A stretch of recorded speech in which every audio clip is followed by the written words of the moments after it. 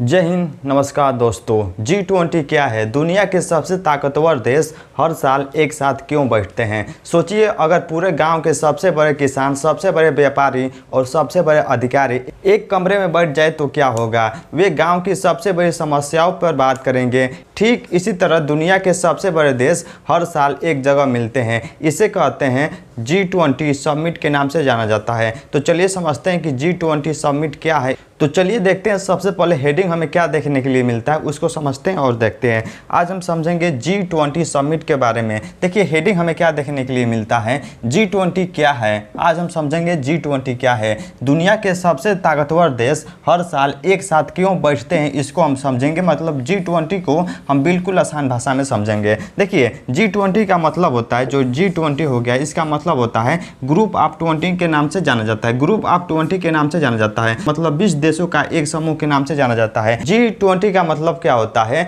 Group of 20 के नाम से जाना जाता है, यानी दुनिया की सबसे बड़ी अर्थव्यवस्थाओं इकोनॉमी का ग्रुप होता है, उसी को G20 के नाम से जाना जाता है। तो अब समझते हैं G20 क्यों बनाया गया इसको समझते हैं, और कब बना उसको समझते हैं। जो G20 हो गया क्यों बनाया गया और कब बना इसको समझते हैं। देखिए G20 हो गया ये 1999 में बना। इसके बाद समझिए क्यों बना उसको समझते हैं। इकोनॉमिक क्राइसिस, मतलब 1999 में इकोनॉमिक आर्थिक संकट जब आया, इकोनॉमिक्स क्राइसिस जब आया तो G20 बनाया गया। यही हमें देखने के लिए मिलता है। तो देखिए क्या हुआ, G20 क्यों बनाया गया? 1999 में G20 बनाया गया। इकोनॉमिक क्राइसिस मतलब आर्थिक देश में संकट आया तो G20 का गठन किया गया। 1990 के दशक में दुनिया में कई आर्थिक समस्या आई, जब पूरी दुनिया में कई आर्थिक नई समस्या सामने आई। इसके बाद 1999 में G20 बनाया गया। इसके बाद G20 1999 में बनाया गया ताकि बड़े देश मिलकर अर्थव्यवस्था, व्यापार, वित्तीय संकट पर चर्चा कर सके, इसीलिए G20 बनाया गया। तो चलिए अब आगे समझते हैं।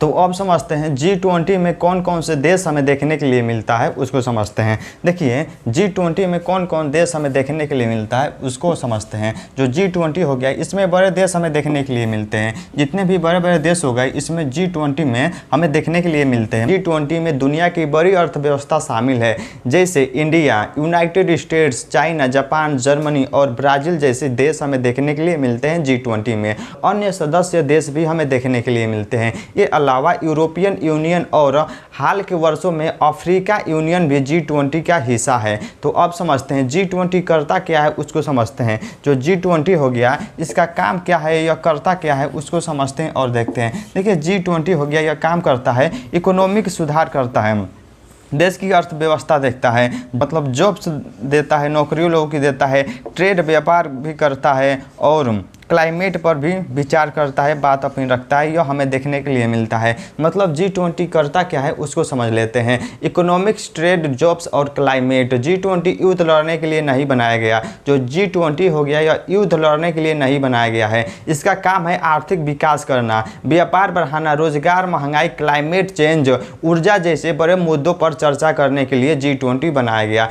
एक उदाहरण लेकर समझ लेते हैं। मान लीजिए गांव के सभी बड़े किसान बैठकर तय करें पानी कैसे बचाना है, फसल कैसे बढ़ानी है, व्यापार कैसे सुधारना है, तो पूरे गांव का फायदा होगा। G20 भी दुनिया के स्तर पर ऐसे ही काम करने की कोशिश करता है। अब समझते हैं इंडिया रोल्स, मतलब G20 में भारत का क्या रोल है, क्या भूमिका है उसको समझते हैं। देखिए G20 जो हो गया, इंडिया रोल क्या है, भारत की क्या भूमिका हमें देखने के लिए मिलता है उसको समझते हैं। तो देखिए होता क्या, भारत G20 का एक महत्वपूर्ण सदस्य है। जो इंडिया हो गया G20 का एक महत्वपूर्ण सदस्य है। जब किसी देश के पास G20 की अध्यक्षता, प्रेसिडेंटी होती है, तो वे साल भर बैठकों का आयोजन करता है और चर्चा के मुख्य विषय तय करने की महत्वपूर्ण भूमिका निभाता है। उस साल बैठक कराने और एजेंडा आगे बढ़ाने की जिम्मेदारी उस देश के पास होती है जिस देश के पास G20 का बैठक होता है। तो अब समझते हैं क्या G20 मेक ए लॉ, क्या मतलब G20 हो गया यह कानून बना सकता है या नहीं उसको समझते हैं। देखिए कैन G20 मेक्स लॉ, क्या G20 जो हो गया वह कानून बना सकता है या नहीं। देखिए G20 कानून नहीं बना सकता है, मतलब नो, मतलब G20 हो गया वह कानून नहीं बना सकता है। G20 कोई विश्व सरकार नहीं है, यह चर्चा का मंच है, यह सलाह देता है, देश मिलकर फैसलों की दिशा तय करते हैं, लेकिन हर देश अपने कानून खुद बनाता है। तो अब समझते हैं वाई इज G20 इम्पोर्टेंट। जो G20 हो गया वह क्यों इम्पोर्टेंट है, इतना हमें देखने के लिए मिलता है, उसको समझते हैं। Why G20 is important, global problems जैसे वैश्विक संकट आएगा तो G20 क्या करेगा, मतलब मदद करेगा।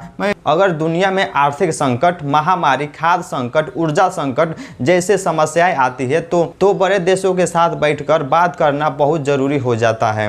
याद रखिए, आज दुनिया का कोई भी देश पूरी तरह अकेला नहीं चल सकता।